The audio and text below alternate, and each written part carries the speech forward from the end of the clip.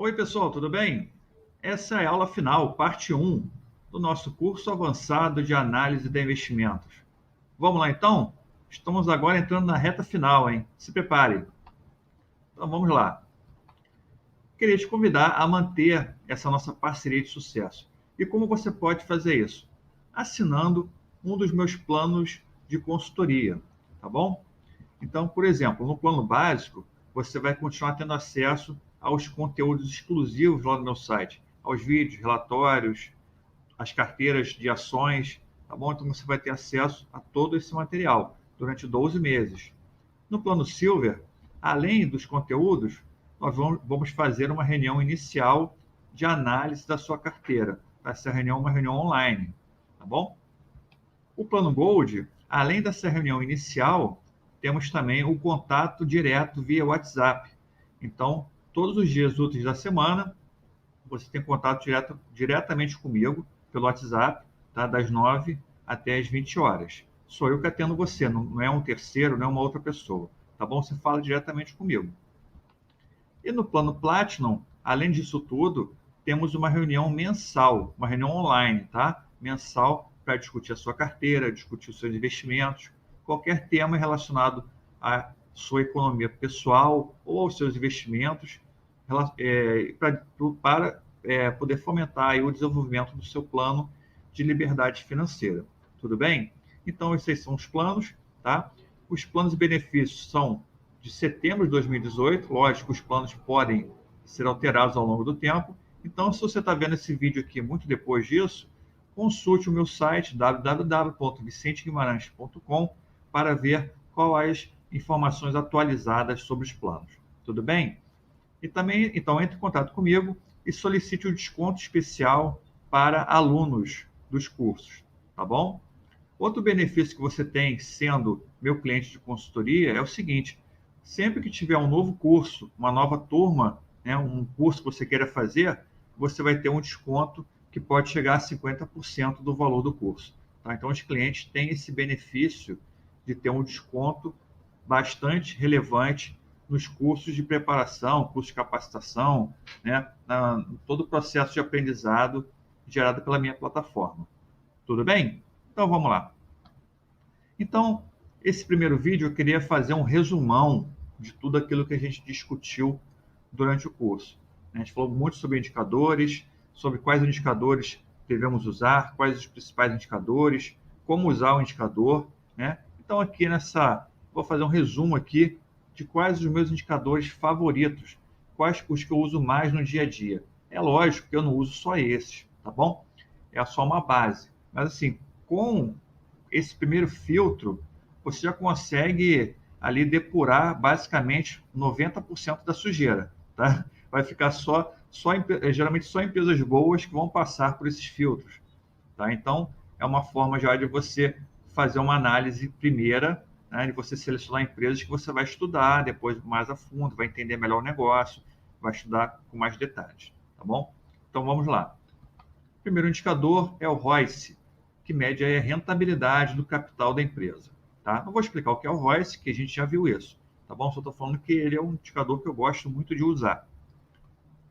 O que eu procuro no ROIC é o seguinte: é um percentual alto. Acima de 15% para mim é o ideal. Mas quanto maior, melhor, evidentemente. Né? Eu também quero o seguinte: não quero só que ele tenha um ROIC alto no determinado período. Eu quero que a empresa tenha um ROIC estável, ou seja, um histórico estável, ou pelo menos, ou melhor ainda, crescente. Se for crescente, melhor ainda. Então vou dar um exemplo aqui para vocês. Olha só, é o Odontoprev, tá? Olha que beleza, né? Você tem um ROIC crescente ao longo do tempo. E deixa eu pegar a canetinha, a famosa canetinha que vocês gostam. Isso aqui é uma tecnologia inovadora de canetinha, tá? Aqui, pronto. Você pega aqui, lógico, esse aqui foi um efeito não recorrente, né? Isso aqui se desconsidera. Isso é importante, tá? Outro detalhe que eu não falei. Sempre tiver, eu falei sobre não recorrente, mas assim, não sobre tendências. Então, quando você tiver uma coisa assim, né? Isso aqui, lógico, foi algum efeito não recorrente. Então, você desconsidera esse tipo de efeito, tá? Você pega aqui uma tendência, deve tratar mais ou menos uma média, olha só, né? Evitando os topos, né? Evitando a parte muito funda da análise. tá? Aqui um fundo, aqui um topo. Então, tenta traçar uma média. Você vê o quê? Que a tendência, ela segue aí uma linha crescente. E o número é alto, né? Você pega acima de 20% de ROIC, né? Bem acima do que eu gosto. Entre 25 e 30, entre 20 e 30, mais ou menos, né? Olha só que maravilha. E por que eu uso ROIC e não uso ROI? É porque o ROI ele só pega a rentabilidade sobre o capital do acionista, sobre o PL. Entenderam? Então, assim, o ROIC ele já pega a rentabilidade total da empresa. Aqui está o ROI. Vou voltar aqui para o nosso desenho. Tudo bem? Então, assim, se a empresa tem um ROIC alto, geralmente ela tem um ROI alto, tá? Mas o contrário não é verdadeiro. A empresa pode ter um ROI elevado e ter um ROIC baixo. Aí que está a armadilha do ROI. Então tem que ter cuidado com o ROI. Então por isso que eu prefiro mais o ROIC. Tá? Geralmente empresas que têm um ROIC elevado também têm um ROI elevado. Tá bom? E o próximo é o lucro líquido. Lógico, é um indicador rei, né? Indicador que manda. Eu quero sempre um lucro líquido estável ou crescente. Para mim, é o ideal ser crescente. Tá? Então, vamos ver aqui o gráfico. Pulou. Esse aqui é o lucro líquido da Sanepar. É um gráfico aqui de cinema, né? Bem, olha só. Você pega uma tendência aqui, ó, bem estável, o crescimento do lucro líquido, tá vendo? Então, bem interessante a evolução do lucro líquido da Sanepar. Além do que você tem, voltando aqui, né, a resiliência, você tem lucro em todos os períodos. Você não tem nenhum período que a empresa tem um lucro menor, negativo ou não teve lucro. Tá? Não sei se dá essa trimestre aqui, mas fora isso, é um lucro bem consistente, bem resiliente e crescente. Outra coisa que eu quero ver é margem líquida. Eu quero uma margem líquida, que a margem líquida é a margem de lucro, né? É quanto da receita vira lucro líquido. Então, eu quero uma margem líquida alta, de 20% pelo menos. Tá? E também, quanto maior, lógico, melhor. Olha só aqui a margem líquida, essa linha rosa aqui, tá bom? Da Sanepar de novo. Olha só como ela vem aqui. Ela não é crescente, né? Mas ela está dentro de um critério que eu gosto, que ela é estável. Ela está sempre nesse range aqui, entre 10% e 20%. Bom, até que ultimamente ela tem crescido, né?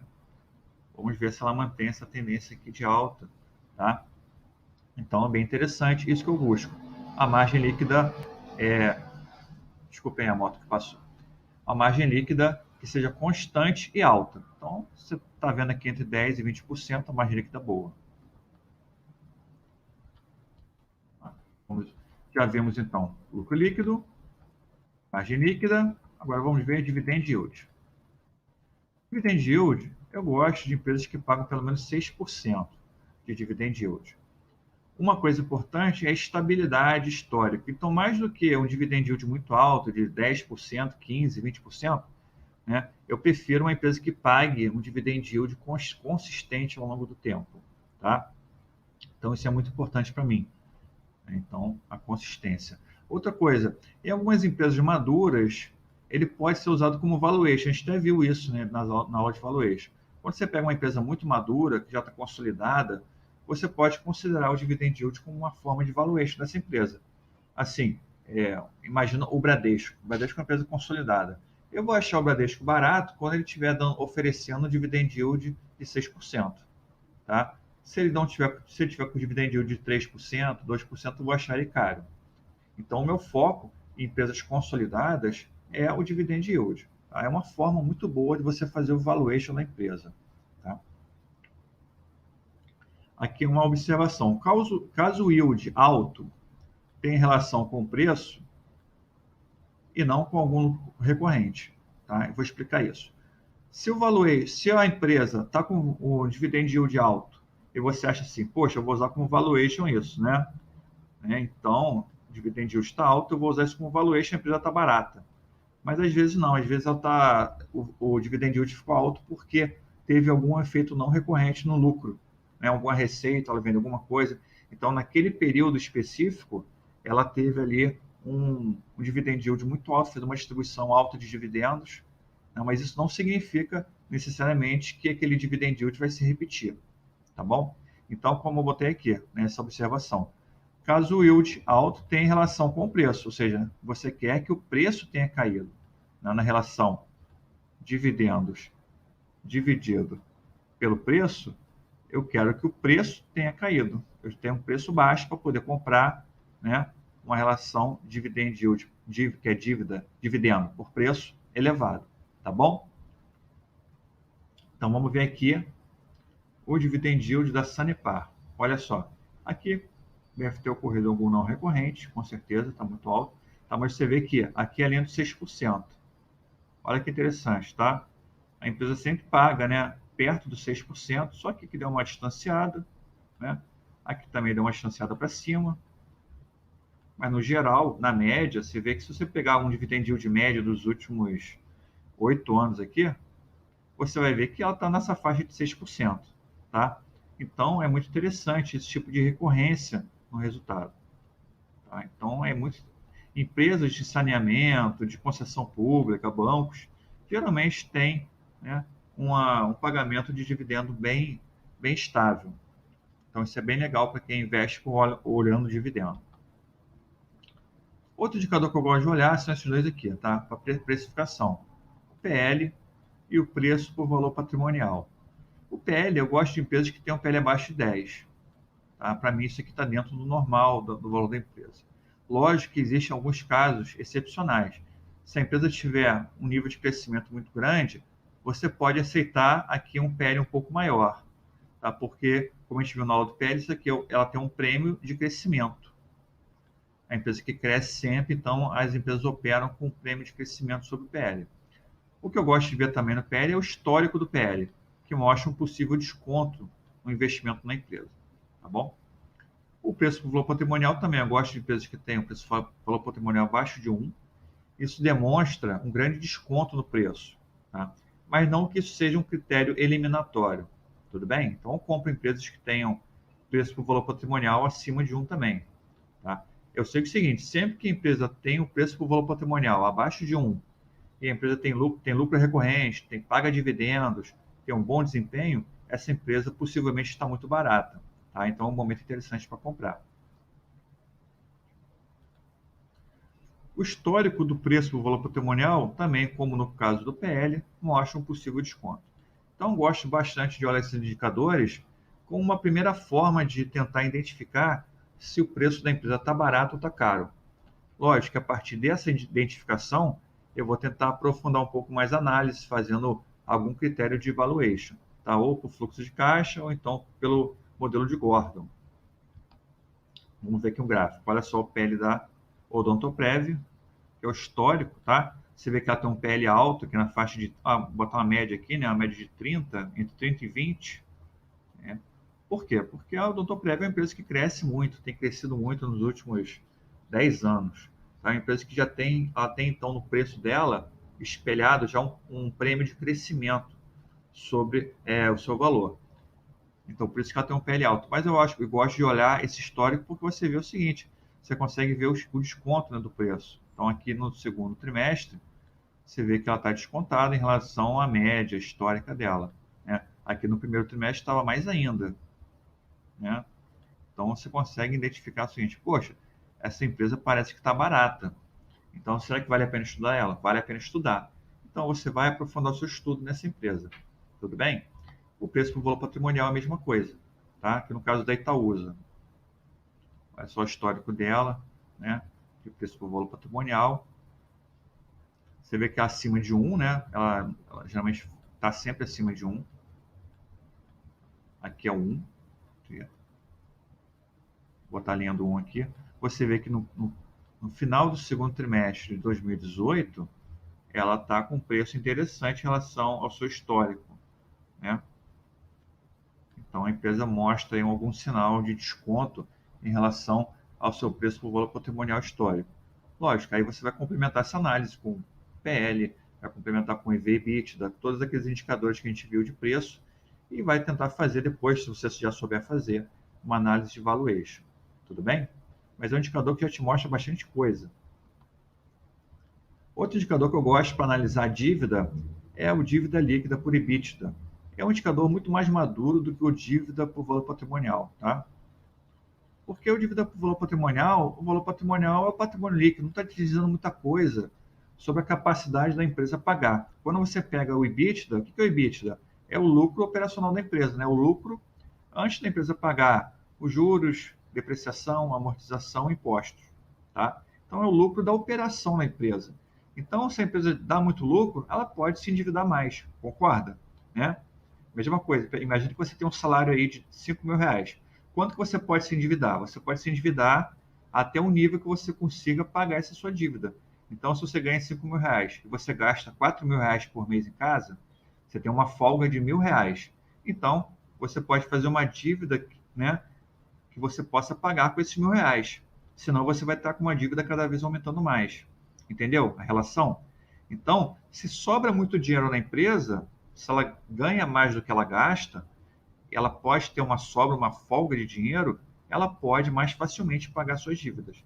Então, esse indicador dívida líquida por EBITDA, ele mostra justamente isso, né?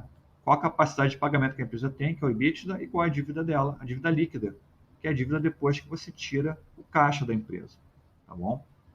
Então, até o número de 3, geralmente é um valor aceitável. Essa relação dívida líquida e EBITDA igual ou abaixo de 3 é um valor aceitável. Mas o indicador depende muito da empresa, de empresa para empresa e de setor para setor. Você pega um setor que gera muito caixa, como por exemplo o setor de transmissão de energia elétrica, né? Às vezes esse indicador você pode até aceitar um número maior.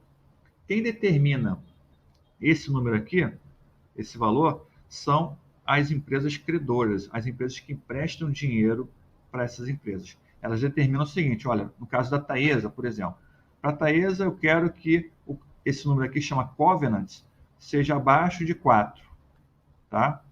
Então, assim, no caso da Taesa, 4. Para uma empresa como, por exemplo, a SGT, pode ser 3. Para outra empresa, pode ser 2. Entenderam? Então, assim, na verdade, esse número é determinado caso a caso. Vamos ver aqui o exemplo essa empresa que é Alupar, tá? Não sai o nome dela aqui, mas é Alupar. Você vê que o indicador verdinho é o indicador que eu gosto. Dívida líquida por EBITDA. Você vê que é histórico, e também é bem legal você pegar um indicador histórico, ó, 2009, 2010. Tá? Você vê que só que em alguns momentos que ela ficou acima do 3. Mas mesmo assim, como eu falei, a Alupar está no setor de transmissão. Então, ela tem uma maior facilidade para gerar caixa para poder pagar esse endividamento. Mas, no geral, você vê que está abaixo de 3, né? 2,2, 2,4, 2,7, tá? Então, esse gráfico é bacana que mostra que o endividamento da empresa está controlado. Onde que você consegue esse gráfico? Geralmente não tem em bases gratuitas de indicadores que você acha na internet, como fundamentos, comparandos. Também lá no meu site também não tem esse gráfico histórico. Então, você vai ter que recorrer realmente ao relatório das empresas, tá bom? Outro indicador que eu gosto é o indicador de dívida líquida. Eu quero sempre buscar empresas que têm dívida líquida negativa, ou seja, tenham mais caixa do que dívida. Não que seja não que seja esse um indicador também desclassificatório, tá? Olha só, no caso da Odontoprev, ela tem uma dívida líquida negativa, ou seja, tem mais caixa do que dívida, e mesmo assim cada vez vai ficando mais negativo, né? Isso indica o quê? Que a empresa tem zero dívida, na verdade, ela não tem dívida da Odontoprev, e cada vez ela tem mais caixa. Então, o caixa dela está aumentando, tá?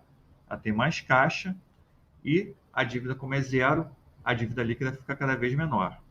Bom? Agora, indicadores eliminatórios, tá? Preste atenção nesses indicadores que podem te ajudar bastante. O indicador que eu não gosto é PL negativo, tá? Então, se a empresa tem um PL patrimônio, não é PL preço sobre lucro, tá? É PL patrimônio líquido. Então, se for negativo, eu já saio fora logo. Se for decrescente, pior ainda. Tá? Então, vou dar um exemplo aqui, ó. Forja Taurus. Então, o patrimônio líquido está decrescente. Olha só a tendência dele, né? Você acha que ele agora vai fazer assim, vai subir? Muito difícil, né? Tá? Uma tendência decrescente de 8 anos. Né? Então, a tendência dele é, de repente, continuar nesse nível aqui. Tá? E é negativo e tendência ruim. Então, estou fora desse tipo de empresa. Outro indicador eliminatório, lucro líquido negativo. Mas aqui tem uma ressalva, tá bom? Eu temo quando o lucro líquido é negativo, quando é constante e com tendência de piora. Tá? Quando o lucro líquido negativo é cíclico ou por algum fator não recorrente, eu até aceito, entendeu? Vou explicar melhor. Vamos ver aqui o caso da Forja Taurus. Forja Taurus, você vê que é um lucro líquido negativo constante, né? Não tem aqui você não vê um processo cíclico, nada disso. É negativo porque é negativo e pronto, tá bom? Quando você vê aqui o caso da Vale, né? Aqui é o gráfico do lucro líquido trimestral, você vê que ela tem uma tendência aqui de queda e depois uma tendência de melhoria. Se você olhar o gráfico esse gráfico aqui que pega o EBITDA e a receita, fica mais fácil de entender do que o lucro líquido. O lucro líquido, ai meu Deus, espera aí, voltando aqui. O lucro líquido da Vale está meio bagunçado, né? Olhando esse gráfico aí. Mas você olhando aqui o EBITDA, que é o EBIT na verdade, e a receita líquida, fica mais fácil você entender que a empresa ela é cíclica. Olha só, você pega com o EBIT, olha o que ele faz, né? Ele tem ciclos, né?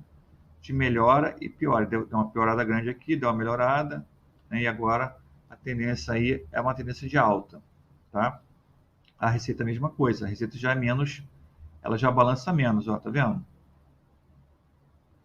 Mas por essa linha rosa aqui, essas barras rosas do EBIT, você consegue perceber que a Vale é uma empresa cíclica, tá? Então, nesses casos aqui, onde o lucro líquido é uma coisa cíclica, né? Então, voltando aqui, eu até aceito, né, estudar a empresa. Eu não vou eliminar a empresa porque ela teve somente uma barrinha de lucro líquido negativo, ou então porque ela está passando por uma fase que é uma fase normal no ciclo econômico que ela está inserida. Então, você pega empresas de comércio, varejistas, empresas do setor de construção civil, empresas do setor de mineração, siderurgia, elas passam por fases negativas, tá bom? E é normal que elas tenham períodos de lucro líquido negativo. Isso não quer dizer que elas não possam ser um bom investimento, tá?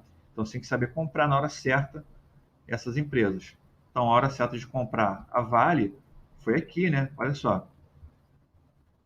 Quando ninguém queria comprar ela, quando ela estava dando prejuízo, tá? Aqui ninguém quer comprar a Vale, né? Porque ela está dando prejuízo, todo mundo acha que a empresa vai falir, todos os riscos da empresa ficam evidentes, né? Mas aqui não, aqui no alto, hoje a empresa está a R$ 50, todo mundo quer comprar, né? Todo mundo quer comprar, mas aqui quando ela estava R$ 8, uma molezinha danada, todo mundo estava com medo. A empresa ia quebrar, ia falir, só dá prejuízo, a empresa é ruim, etc, etc, etc. Tá bom? Então, muito cuidado quando você for analisar empresas cíclicas, tá? Cuidado para não comprar no topo, tá? O ideal é tentar comprar sempre ela no ciclo negativo, quando está todo mundo com medo. Outro indicador eliminatório, margem líquida e ROIC, baixos e historicamente baixos. Tá? Então, eu não gosto de comprar empresas que tenham a margem líquida baixa e ROIC baixo. Tá? Até pode, de repente, num período estar baixo, né? Como está escrito aqui, né? Com um fator cíclico, ou que a empresa está no setor cíclico, ou por um fator não recorrente. Tá? Então, de repente, está uma fase ali que a margem líquida está baixa, o ROIC está baixo. Mas, assim, se for uma tendência histórica baixa, sempre baixa, e historicamente decrescente, aí eu já tendo essa aí fora. Tá? Vamos ver um exemplo aqui. Olha só a Marco Polo. Tá? Vou botar aqui a margem líquida, essa linha rosa, tá vendo? Lá no meu site, tá? Você vê uma tendência claramente aqui, ó, uma tendência de baixa da margem líquida, né?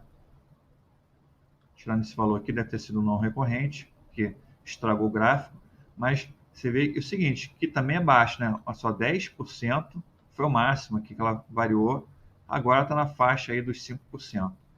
Então, a margem líquida é muito baixa, tá? E com tendência decrescente. Você pode ver também que a margem bruta também ajuda nessa análise, olha só.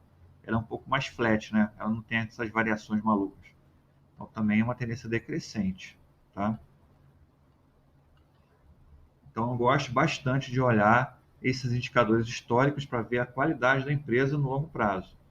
Então, margem líquida e ROIC baixos, historicamente baixos, E se for decrescente, eu também tendo a não analisar a empresa.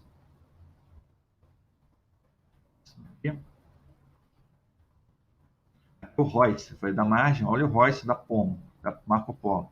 Também mesma tendência, uma tendência de queda, e aqui a empresa mantendo aí um Royce muito baixo, entre 4% e 2%. Gente, não dá para você ser sócio de longo prazo de uma empresa que tem uma margem tão baixa, tá? Nada é tão fácil, né? Analisar indicadores, se fosse só analisar indicadores, seria uma grande moleza. Então, nada é tão fácil, tá? É preciso mergulhar fundo nos indicadores, analisar o histórico, tá? E aprofundar cada vez mais os seus estudos. Tudo bem? É isso aí, muito obrigado. Até a próxima aula. Um abraço. Tchau, tchau.